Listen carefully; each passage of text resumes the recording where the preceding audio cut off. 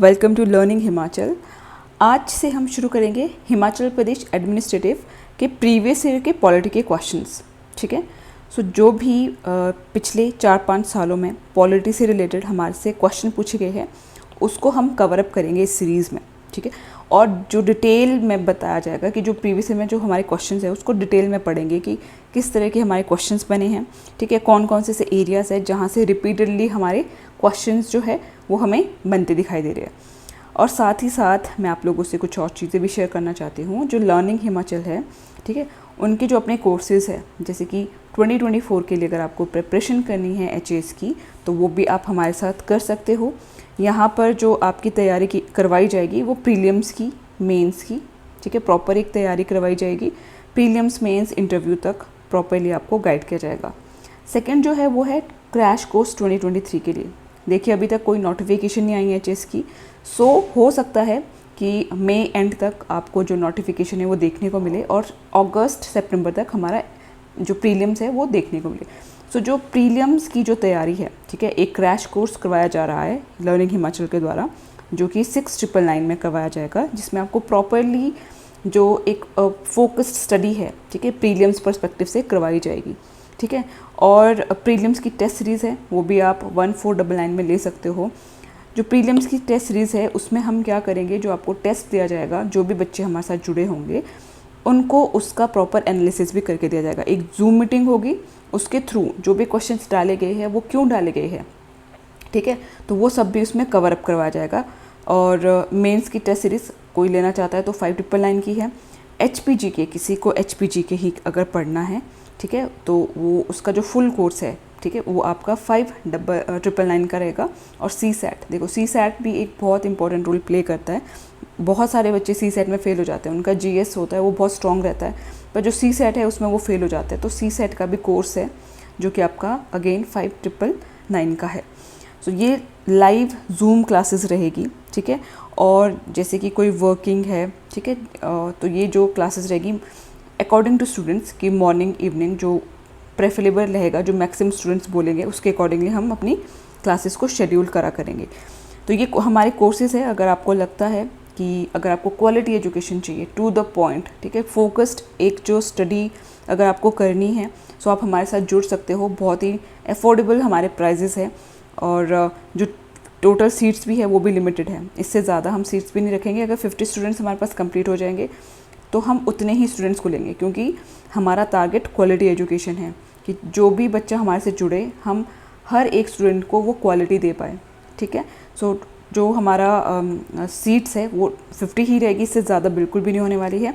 और जो contact number है वो ये गिवन है।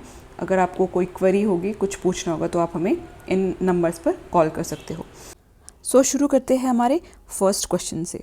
ठीक है, ये जो मैंने क्वेश्चन लिया है ये एचएस का 2021 का क्वेश्चन है, जो पेपर हमारा 2022 में हुआ था। ठीक है, उसमें ये क्वेश्चन आया हुआ था आपका। क्वेश्चन में क्या पूछा है, what is the object of cut motion. ठीक है, आपके ऑप्शंस है to reduce income tax, to reduce excise duty, to reduce expenditure in the budget proposals, to reduce plan expenditure. ठीक है, तो कट मोशन आपका रिलेट करता है बजट से। अगर आपको इतना सा भी पता है तो आपका जो करेक्ट आंसर हो जाएगा वो सी हो जाएगा। ठीक है, थोड़ा सा डिटेल में मैं आपको बताती हूँ। देखिए जो कट मोशन है, ठीक है, जो कट मोशन है वो कौन लेके आता है, वो अपोजिशन लेके आती है।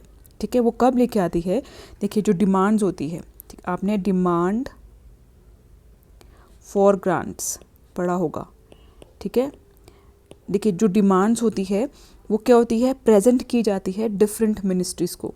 देखिए जैसे कि एजुकेशन मिनिस्ट्री है, उसके लिए क्या करती है, जो सरकार होती है, गवर्नमेंट होती है, वो क्या करेगी, कोई बजट लेके आ जाएगी।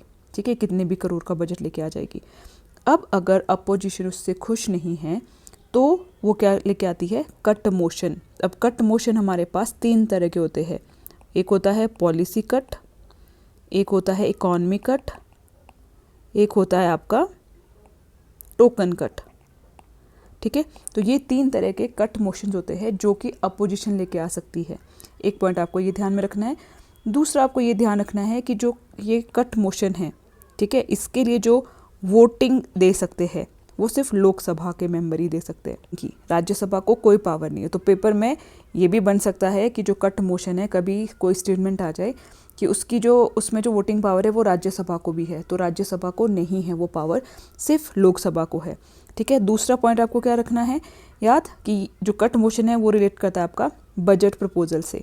इसमें क्या होता है, जो भी डिमांड ठीक है रखी जाती है सरकार के द्वारा, ठीक है, किसी भी मिनिस्ट्री को कि ये डिमांड है, देखो वो डिमांड ग्रांट बन जाती है जब उस पर वोटिंग हो जाती है।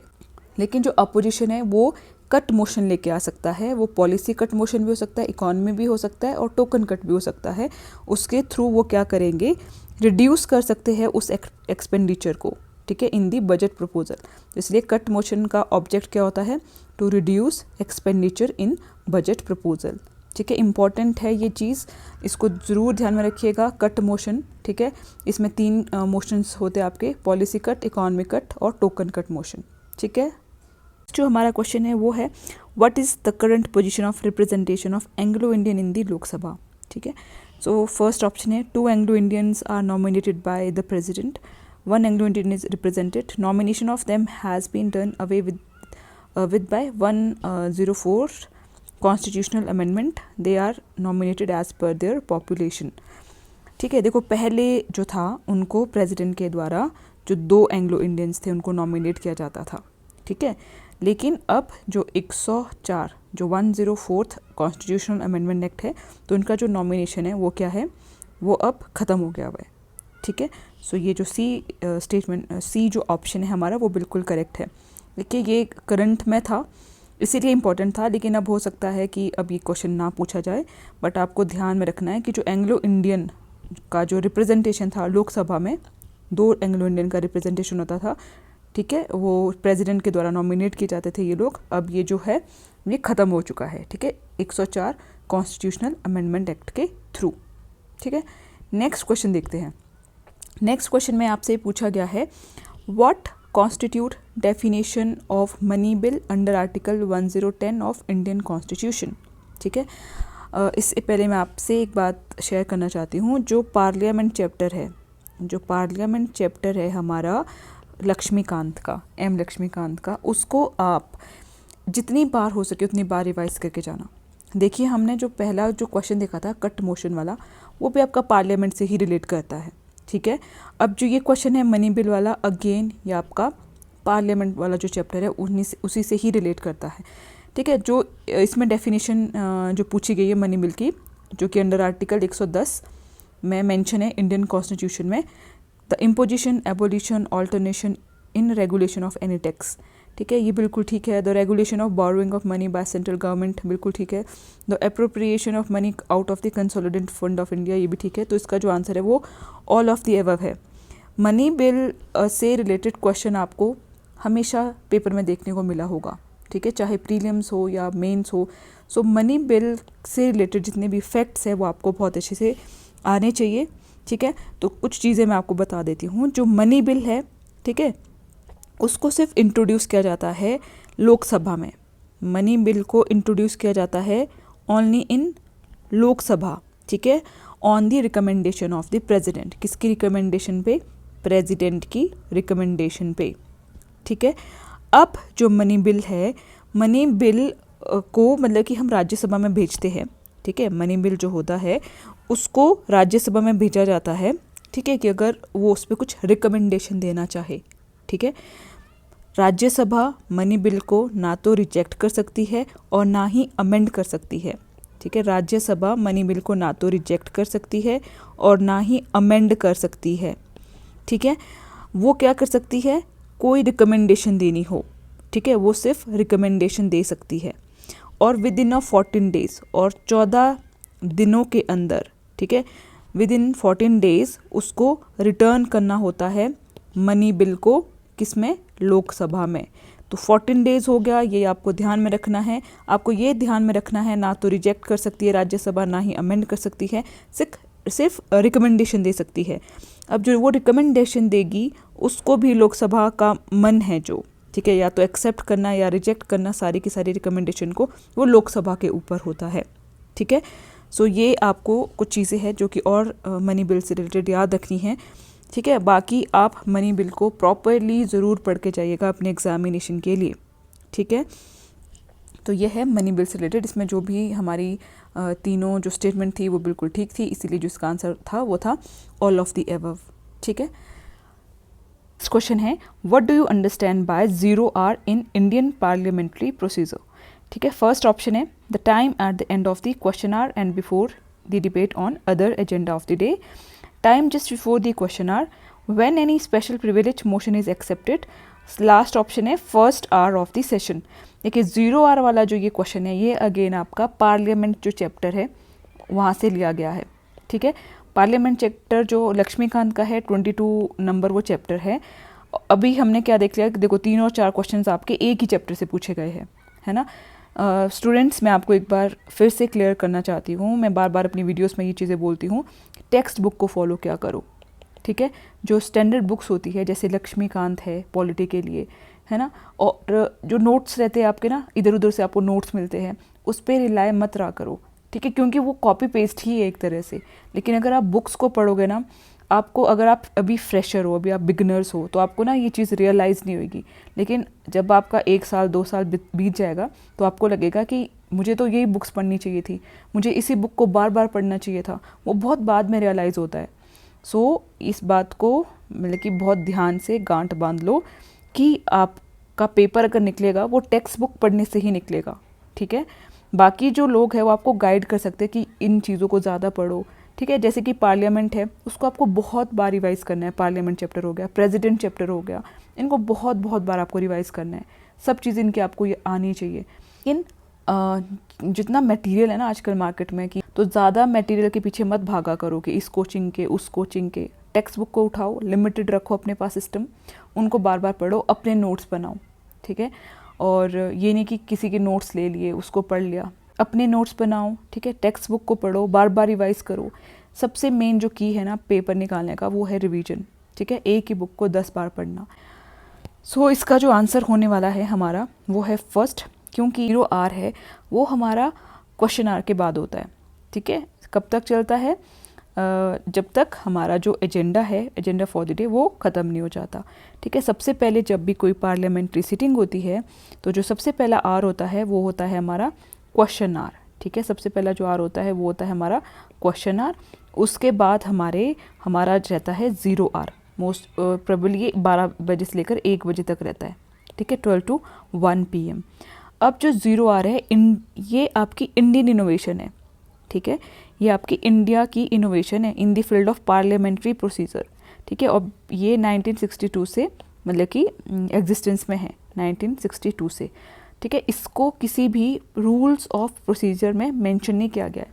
अगर कल के दिन कोई कुछ ऐसा क्वेश्चन बन जाता है कि जो 0R है ये मेंशन है हमारा रूल्स ऑफ प्रोसीजर में, तो नहीं है ये इंडियन इनोवेशन है in the field of parliamentary procedure.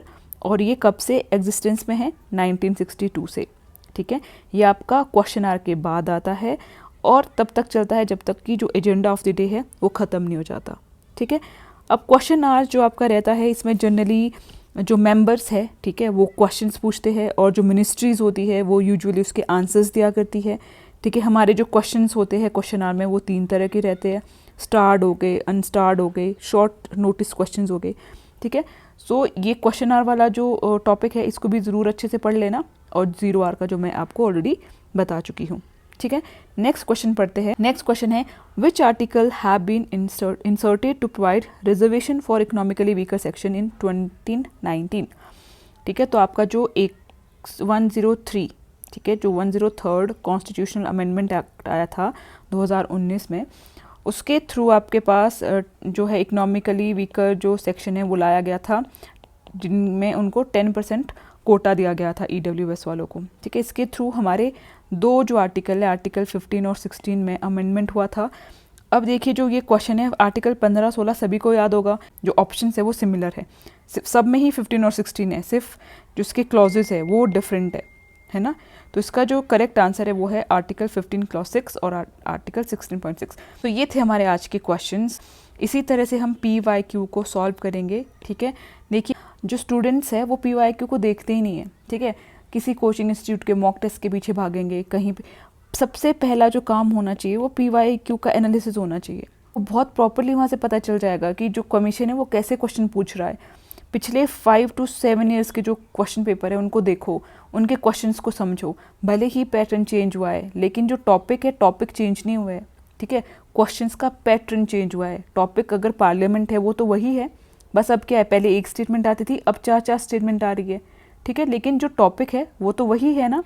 तो आपको ये देखना बहुत ज़रूरी है कि मुझे क्या पढ़ना है और मुझे क्या छोड़ना है, ठीक है।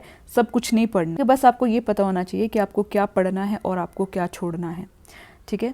So thank you everyone. इसी तरह से अगले सेशन में हम नेक्स्ट PYQ के साथ मिलेंगे पॉलिटी के, ठीक है। और उम्मीद करती हूँ कि आपको जो ये सेशन है ये अच्छे लग रहे होंगे। अगर आपको अच्छा लगता है तो आप लाइक कीजिएगा, सब्सक्राइब कीजिएगा और फ्रेंड्स के साथ शेयर कीजिएगा, ठीक है। और अगर कोई क्वेरी रहती है तो आप हमारे से पूछ सकते हो। आप हमारे टेलीग्राम चैनल को भी ज्वाइन कर सकते हो और व्हाट्सएप पे भी ग्रुप बना है, आप उसको भी ज्वाइन कर सकते हो। So thank you everyone and all the very best.